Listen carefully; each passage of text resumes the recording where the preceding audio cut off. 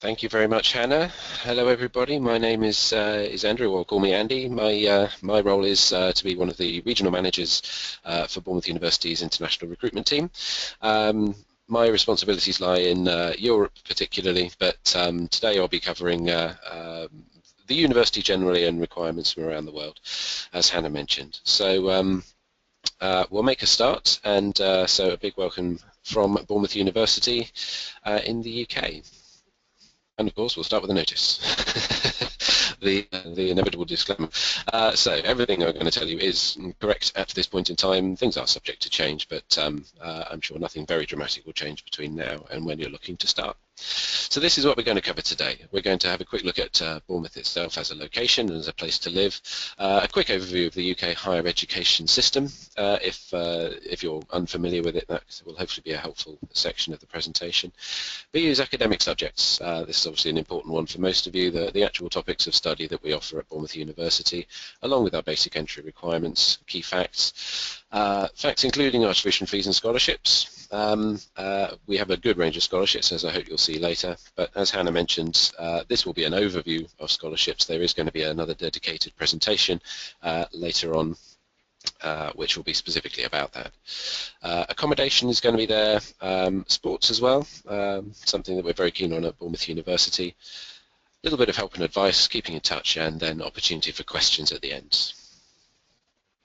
Okay, so first of all, the UK's competitive edge. The UK is a very, very popular higher education destination, one of the most popular in the world, for some very good reasons. The international undergraduate student satisfaction in the UK is extremely high. Students get what they expect from a British university.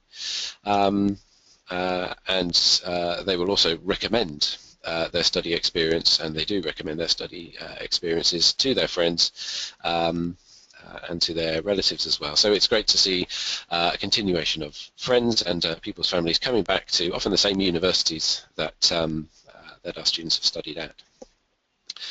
And the UK is very successful, rated against its international competitors in the world. So we're rated highest in 15 out of the 23 measures of the teaching and learning experience. That's obviously crucial to higher education.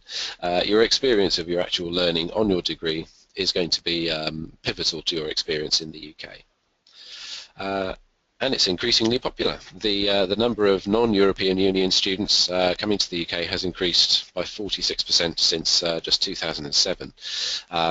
So the UK remains a very popular place. This brings a number of advantages to it, in addition to what's on the slide here, because that also means that you're studying in what is a little microcosm of the whole world.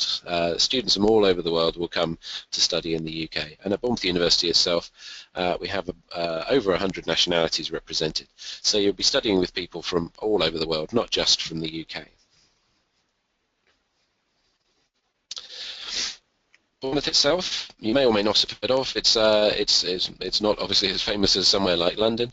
Bournemouth is on the south coast of England. It's actually a beach resort, very popular with tourists in the summer, but a big destination for international education as well, a very popular centre for English language learning, one of the busiest places for language learning, English language learning, outside of London itself. We're only a couple of hours from London, and it is very easy access into central London by train, by coach. The trains run into Waterloo Station, London's biggest terminus, and the coaches, the National Express services especially, run into London Victoria, both of them right in the centre of London. So you can get into London in a couple of hours, and it's very nice to drop in there and see the place, but Bournemouth itself is a very different kind of a place. It's obviously much smaller than London, but it is very lively, and it's always got something going on.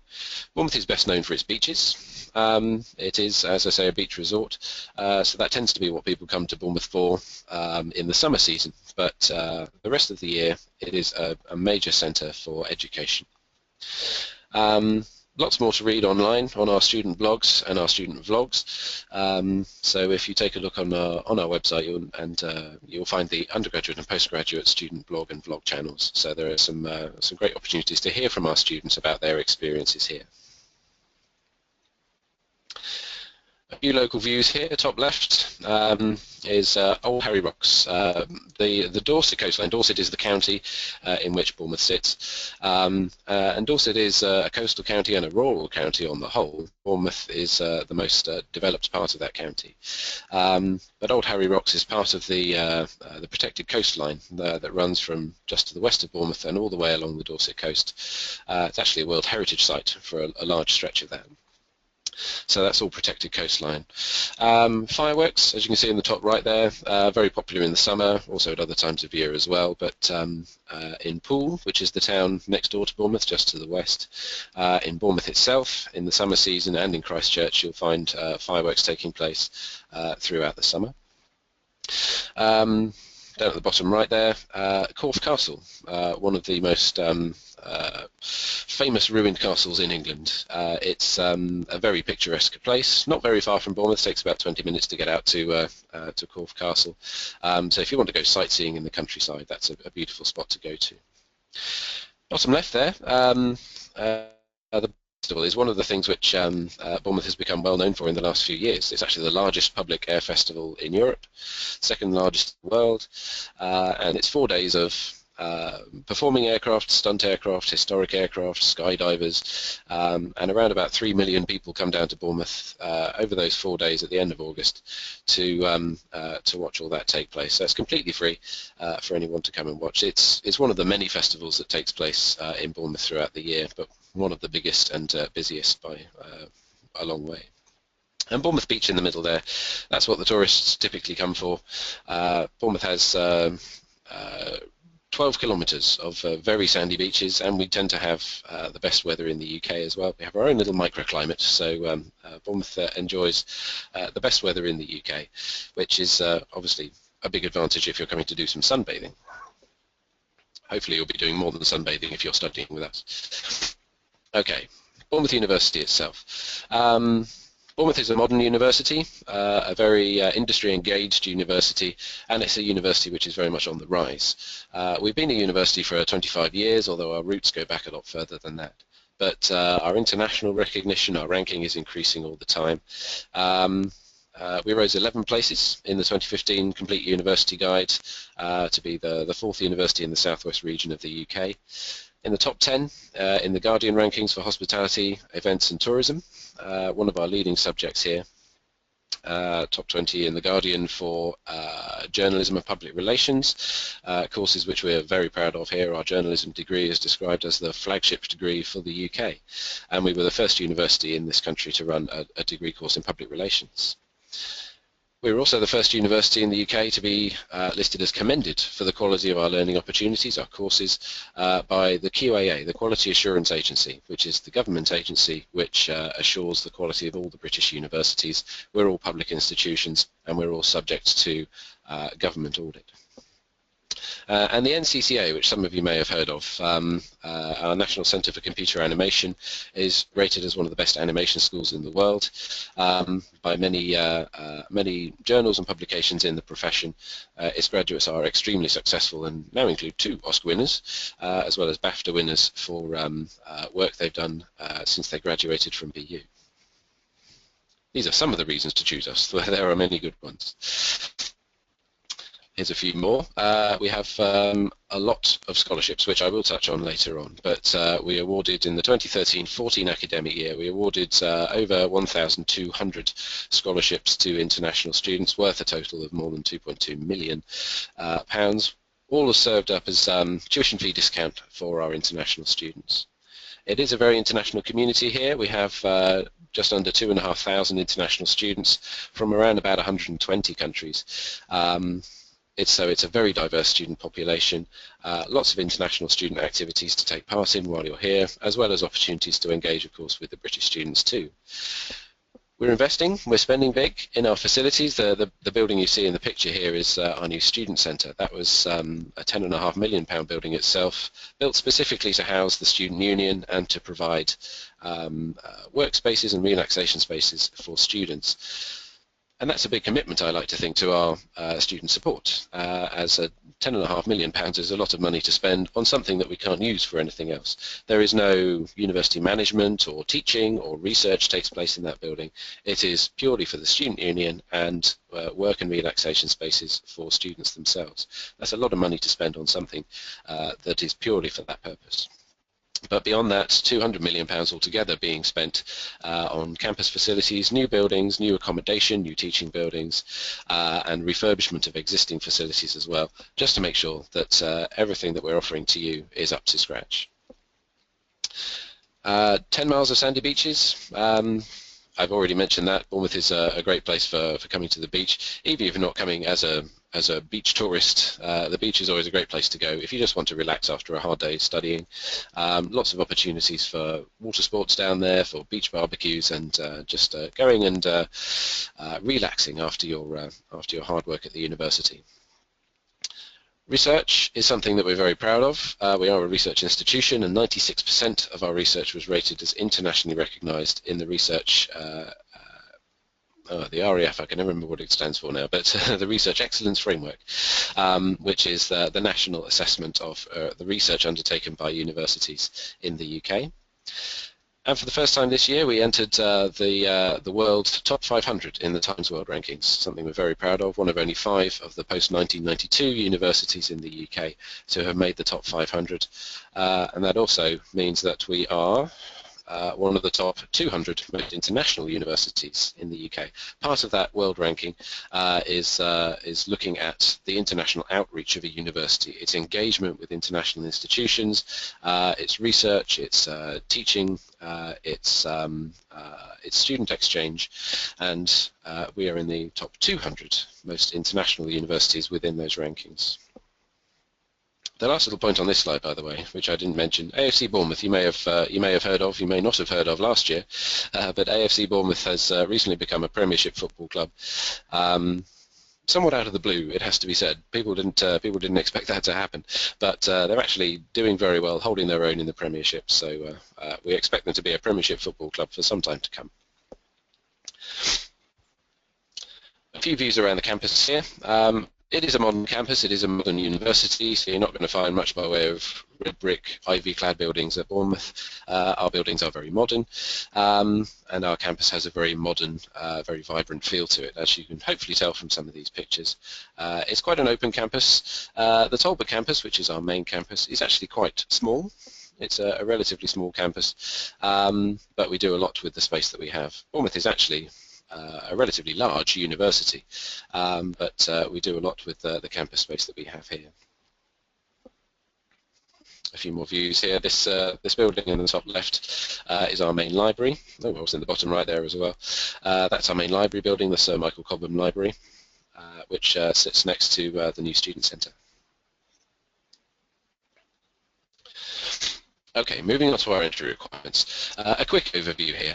We do have specific information on our website regarding entry requirements from particular countries around the world. There's a big list of different countries that you can choose from. So find your country and there should be some guidance as to the specific requirements for your education back home. But here basically is an overview. So for entry to an undergraduate degree, for example, we're looking for qualifications which are equivalent to the UK high school qualification, the A-level. That can also include the IB diploma, foundation certificates, pathway routes of various kinds. If you're an international student who is in the UK already, you may well be on an academic pathway, something like Into or study group, in which case those programs are accepted for entry here. For postgraduate entry, a bachelor's degree, something equivalent to a UK bachelor's degree, or of course a UK degree itself. If you're progressing from one of our own bachelor's degrees into one of our masters, then there are actually tuition fee discounts that are pretty generous for our graduates. And for entry to a research degree, then qualifications equivalent to a UK masters. So research degree being PhD or Master of Philosophy, the MPhil. English language requirements listed there as well. For entry to our foundation course, a minimum of IELTS 5 is typical. For entry to undergraduate courses, postgraduate courses of various kinds, typically IELTS 6, in some cases 6.5, in a few cases a 7.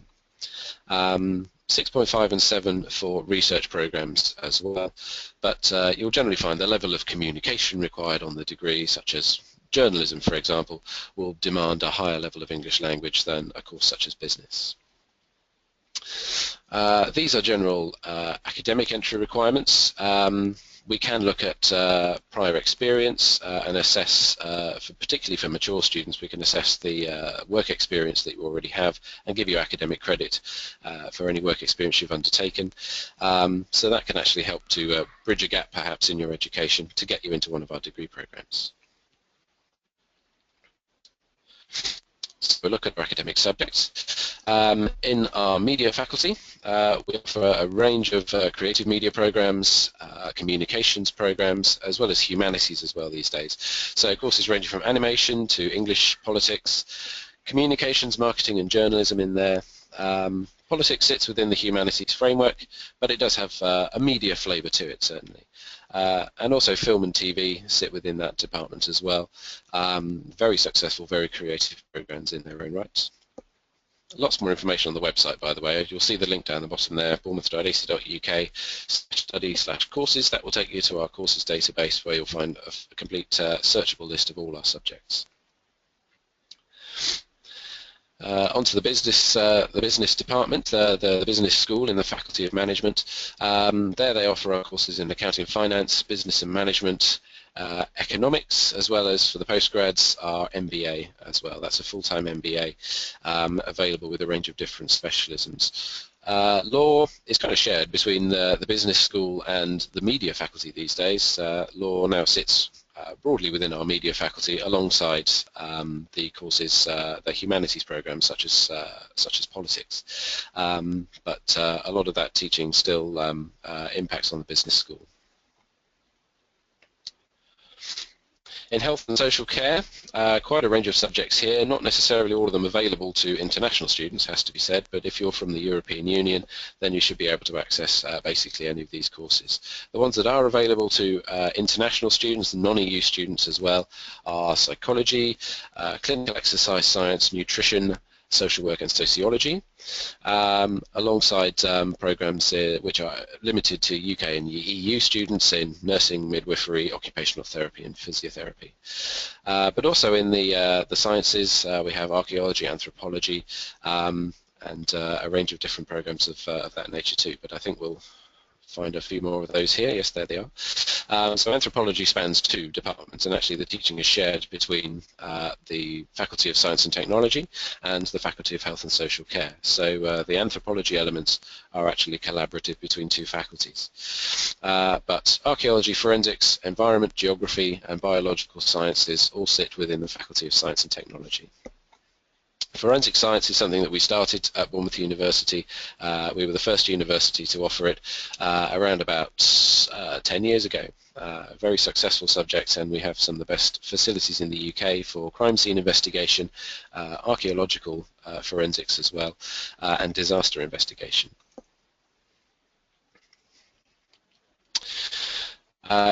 Also in the Faculty of Science and Technology, you'll find our design, engineering, computing and creative technology courses. Creative technology spanning music and audio technology and games technology as well, games programming and games technology. Computing, quite a general framework. To start with, you have a general computing degree, but you also have a range of different specialist options within that, as is to a lesser extent the case with design and engineering courses too.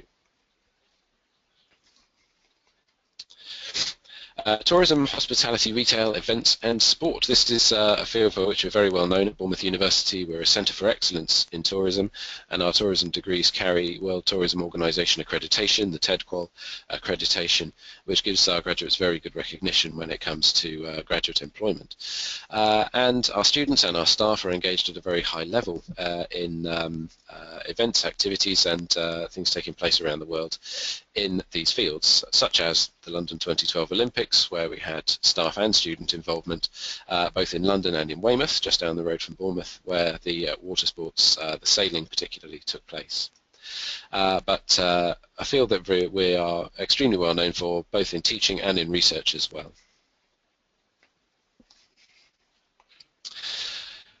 Okay, the BU International College, for those of you who need a bit of English language or academic preparation before coming to start at Bournemouth University itself, the BU International College is our first recommendation for undertaking preparatory courses. That could be preparatory English, it could be a foundation certificate to prepare you for undergraduate study here at Bournemouth University, or potentially a pre-masters to build up your academic skills and your English before taking a master's degree with us. So the International College is run by Kaplan, the international organisation Kaplan, in a dedicated building, this building in the background here. And all those programs then serve Bournemouth University's courses. So you can get a joint offer to take a program at the BU International College and also to progress to Bournemouth University itself. So they're guided pathways into our courses at BU. Tuition fees for those of you from the EU. There are differences between the EU fees and the non-EU fees. So for all undergraduate courses, EU students will pay a £9,000 annual fee. That can be funded by the UK government through the student loan company, so you can actually get a student loan to cover the whole tuition cost during your course, which is then repaid after graduation on quite a generous basis. For postgraduate courses, fees range from £5,000 to £11,250 for EU students. And again, the government has actually just introduced a loan support scheme for EU students at postgraduate level as well. So basically the same system, but you can get up to £10,000 towards tuition fees and towards living costs if your tuition fee is less than the £10,000. And all students have a 5% discount on their tuition fee if they're able to settle up in full at the time of enrolment. So if you are paying your fee when you arrive, if you paid in full at the time, there will be an automatic 5% reduction on that. As I mentioned earlier, you see the note down here, if you're undertaking a bachelor's degree with us at Bournemouth and you progress into one of our master's degrees, there is a 20% alumni discount, which you can then bundle with the 5% early payment discount to get yourself a 25% discount in total. That can also be partnered up with one of our scholarships as well, so there are some big discounts available for students. For those of you from outside the EU, the numbers are a little bit higher, but you'll also find a bigger range of scholarships as well to help reduce those tuition fees. So for non-EU students, all our undergraduate programs are £13,500 and postgraduates ranging from 11 to 14.5. The 5% discount is still there, the alumni discount is still there. There's also a sibling discount. Well, a family discount. So if you're an immediate family member, a parent, or one of your brothers and sisters decides to come to Bournemouth University as well, we can actually offer them a discount in recognition of you having studied with us already. Speaking of scholarships, here's an overview of them. For undergraduates, EU students, those scholarships start at £1,500. That's our Academic Excellence Scholarship. That's an automatic award. You don't have to apply for it. It is automatically given to you if your grades are good enough. So at undergraduate level, we're looking at your high school grades. Postgraduate level, we're looking at your bachelor's degree. So as long as your grades are suitable for eligibility, you will automatically have that amount deducted from your tuition fee. So it starts at £1,500 for EU undergraduates, goes up to £3,500 for postgraduate non-EU students. Lots of other scholarships out there too, and again there will be a separate webinar on scholarships coming up soon. But these are two of the scholarships which are available to all students, EU and non-EU, if you take part in particular activities around the university. So in this case, the Excellence in Sport Scholarship, which is a £5,000 award, and the Excellence in Music Scholarship, which is a £1,000 award. For those of you looking for higher level scholarships, you can look at the Vice Chancellor's Scholarship, you could look at the Faculty Dean's Scholarships, and at external schemes like the BU Commonwealth Shared Scholarship if you're from a developing Commonwealth country, or potentially from British Council Chevening, or from Santander if you're from Latin America. Okay, some quick advice about how to make your application. If you're applying for an undergraduate course at Bournemouth University, UCAS is the standard application process for that. UCAS is a national system. It's the Universities and Colleges Admissions Service, and it provides an application service for all the British universities. Allows you to apply for up to 5 courses across the UK. You don't list them in order of preference at point of application. You just choose your preferences from the offers that you get from that application later on. So all UK university undergraduate applications are routed through UCAS. The deadlines that we're talking about there, well, the dates, the key dates, the 1st of September is when the UCAS system will open for the following year. So the 1st of September 2016 is when the cycle will open for 2017 entry. 15th of October is a key deadline if you're looking at applying for medicine, veterinary or dentistry studies, or for Oxford and Cambridge. I should say Oxford or Cambridge. You can't apply for both. You can only apply for one if you're looking at Oxbridge. January 15th is the first deadline for main students. So for all the applications that go to the rest of the universities, the deadline technically is the 15th of January. If you're a non-EU student, you can normally sneak in after that, but we would advise you to meet that 15th of January deadline. Certainly if you're an EU student, you should try and meet that deadline definitely. Art and design courses in many cases will come under a separate deadline on the 24th of March, but at the moment none of the Bournemouth University courses do. The 30th of June is then the cut-off. That's the final entry date for applications. After the 15th of January, any application entered is marked as late, unless it's in the art and design route. But in practice, most universities will still consider those applications, and they will consider them up to the 30th of June. After that, there are different application processes through UCAS that you can use, but it gets a little bit more complicated. So try and meet those deadlines if you can. So you'll need to register with UCAS. You'll need to enter your personal details. If for a Bournemouth University degree, then you'll need to enter our institution code, which is B50, and enter the details of the course you're applying for, including the relevant UCAS code. That will be quoted in the prospectus, and that just makes sure that we know precisely which course you're applying for, because very often there are similar programs offered across the university.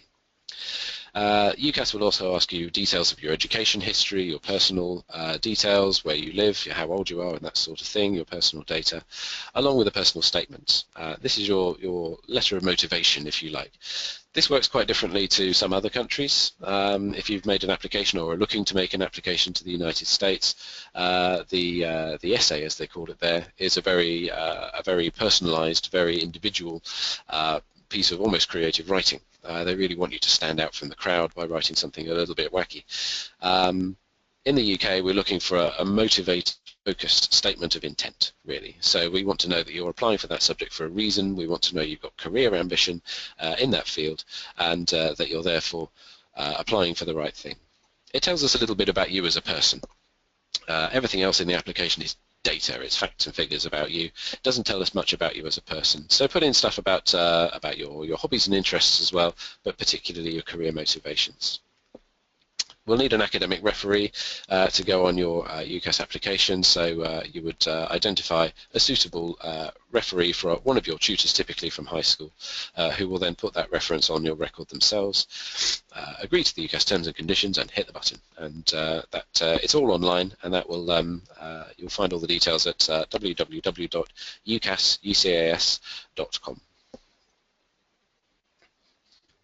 Undergraduate applications can be sent to us directly. Technically, if you're a non-EU student, we'd still recommend you using UCAS. We'd probably ask you to do the UCAS process anyway later on. So if you want to apply to several universities, just go for UCAS. Postgraduate applications will all come direct to us. There is no UCAS for postgraduate, certainly not with Bournemouth University. So postgraduate applications will be dealt with directly by Bournemouth University, typically online these days. We can accept them in other ways, but we have an online application form. You'll find an apply button at the top of each course page on our website, and that will take you straight into our online application system. You can make your applications through our official representatives, and they are spread out all over the world. We have hundreds and hundreds of them, so there are plenty of people out there to help you with your application if you are unsure of the system, or you're just too busy doing your exams. Once we receive your application, it will be handled by our international admissions team, who will make decisions on most of the applications that we receive. In some cases, they will be referred to course leaders for interviews, for portfolio assessment perhaps, but for most of our courses, the international admissions team themselves will make that decision, typically within 24 hours of the submission of the application to us. The personal statement is a very important part of that. I've already outlined what you should say in it, but the personal statement can actually be a big factor in whether or not you get an offer for your chosen course. Particularly if your grades are not quite what we're looking for, a very strong personal statement can actually carry you across the line. So we want to know that you're motivated, we want to know that you're enthusiastic, we want to know about you as a person, but we also want to know what it is that makes you excited about that subject. Career ambition is very important to us at Bournemouth University because we are a university geared towards employability. So we like to see that you've got some career ambition there as well, so do make sure that you point that out. We also like to know about hobbies, interests, extracurricular work you've done, any volunteering, community fundraising, whatever it might be. Tell us about you as a person, as an individual, and that always helps when it comes to the personal statement. Your reference is, of course, very important as well. A decision on your application normally rests on your grades, your reference, and your personal statement. And in some cases, portfolio assessments and interview as well, if you're going for animation or design. And so make sure that your tutors, whoever's going to be writing a reference anyway, knows exactly what that we're looking for. So it needs to be somebody who knows you well, who can actually speak with some authority about you as a person, how you were as a student, how you coped with the academic demands of your course. That's actually a very, very important one, of course. They will give us grade predictions, potentially. Most students will be applying for their course before they've got the results for the course they're doing, before they've got the results for their high school or for their bachelor's degree. We want your referee to emphasise your strengths and to some extent to compare your performance to other students in your class. But we particularly want to know how they feel you cope as a student. You can provide a brief profile of your school as well in a separate document, but that's not an essential part of the reference itself. Accommodation, something that is very key to your time in the UK. Accommodation is obviously going to be, if you're studying at Bournemouth University, it's going to be a big part of your life. The people you live with, the people you study with, actually have a big influence on your experience, of course. So accommodation is guaranteed for all overseas students, provided you apply for it by the deadline in the middle of August. We have on and off-campus options. The on-campus option on Talbot campus is the student village.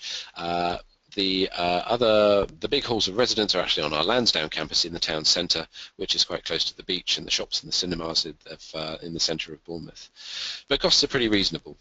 Compared to the likes of London, certainly, you'll find the costs in Bournemouth are pretty reasonable. So a halls of residence room, all inclusive of bills and including a BU bus pass for the university bus network, will start at around about £113. It will go up to £149, particularly for postgraduate self-contained apartments. Student village is a bit less because it doesn't have ensuite rooms. All the halls of residence are ensuite. The student village is not. If you're on more of a budget, you might want to look at the university letting service, Unilet, where the rooms start a little bit less, around about £95 a week. But whichever BU accommodation you use, it will include bills, it will include a BU bus pass, and it will be of a very high standard, ultimately. A few views here. Purbeck House in the top left is one of our halls of residence.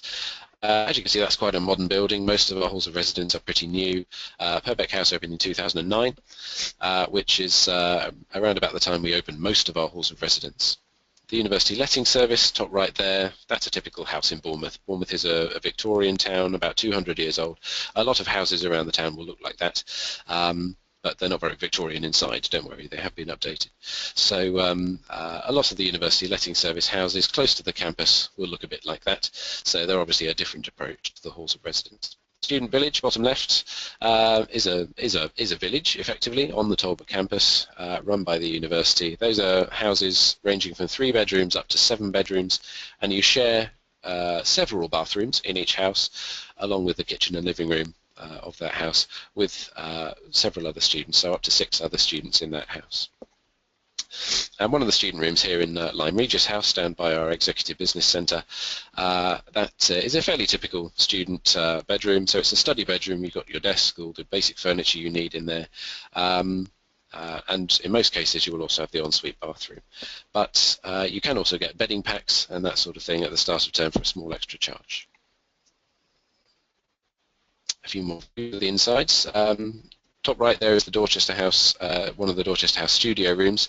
Those are particularly for postgraduate students, so those are completely self-contained. There's no sharing facilities there. You have your own bathroom, your own kitchen, your own living room area, as well as the private bedroom space. Dorchester House quite popular because it has double beds and double bedrooms throughout.